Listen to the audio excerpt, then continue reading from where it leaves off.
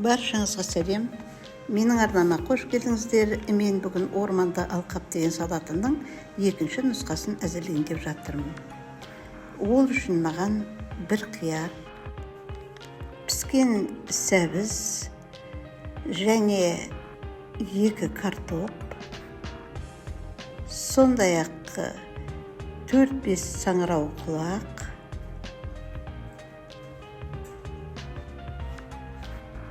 4 жұмыртқа, піскен ет қажет болады және тұз бенен бұрыш.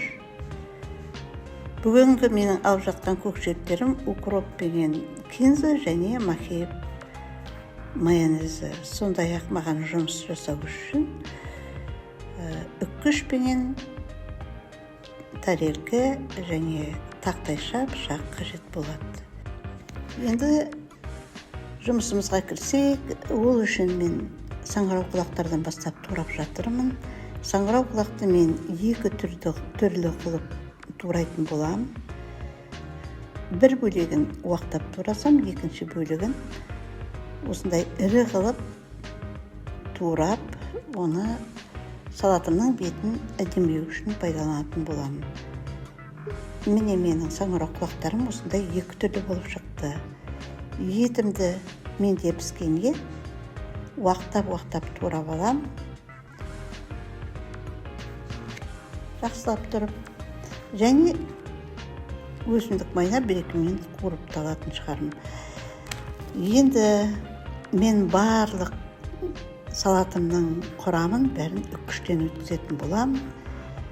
Үккіштің ірі көзінен сәбізім менен қиярымды өткізіп алдым. Және картопымды өткізіп алдым. Енді жұмыртқаны мен 2 бөлікке бөліп алдым. 1-2 жұмыртқаның сарысын бөлек алып қойдым. Қалғандарын үккіштің ірі көзінен өткізіп жатырмын.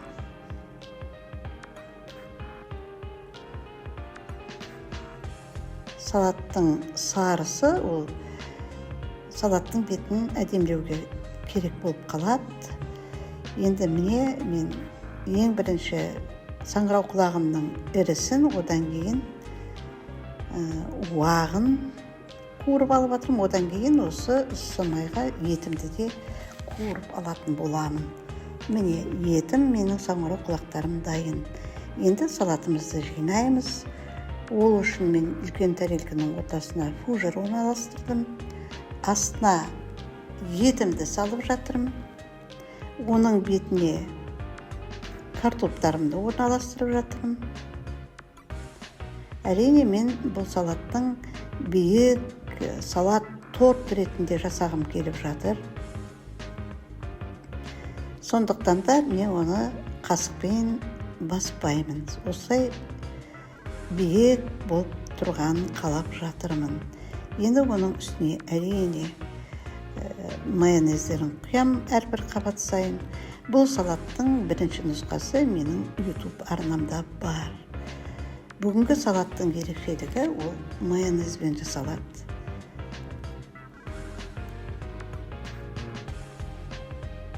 Міне осылай сәбіздерімді де орналастырып жатырмын. Әрбір қабат сайын майонезімізді құйып тұрамыз.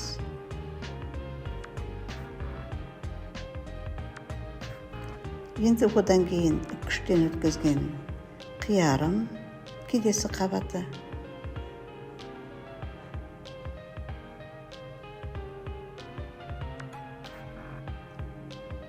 Одан кейін қуырып алған менің саңырау құлақтарым және жұмыртқамды орналастырып жатырмын.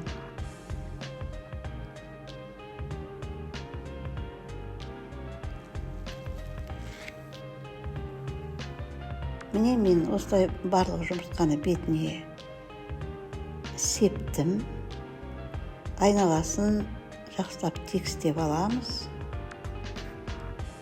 Және майонезімізді құямыз. Оның үстіне тұзым менен бұрышымды сеуіп жатырмын.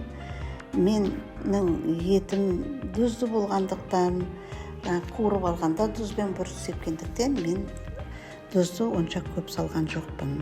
Енді міне мен кинзаның жапырақтарын орманның талдары ретінде оның арасына саңырау құлағымды өсіп атқан өзімше осылай бейнеледім. Укропты уақ қылып турап бетіне себелеп жатырмын.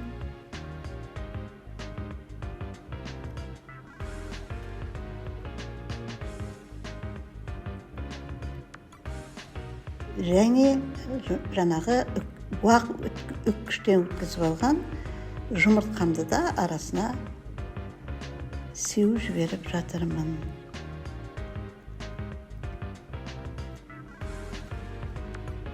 Және орман болғандықтан оның әртүрлі жеміс-жидектер өседі. Талдарда сол талдардың жемістері деп гранаттың дәндерінде арасына сеуіп жіберіп жатырмын.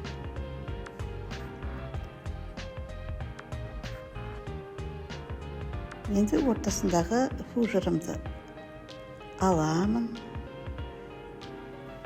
Менде осындай орманды алқап деген торт салатым шықты. Егер менің видеом ұнап жатса, менің арнама тіркелуді, лайк басуды, достарыңызбен бірге бөлісуді ұмытпаңыздар дегім келеді. Көп рахмет.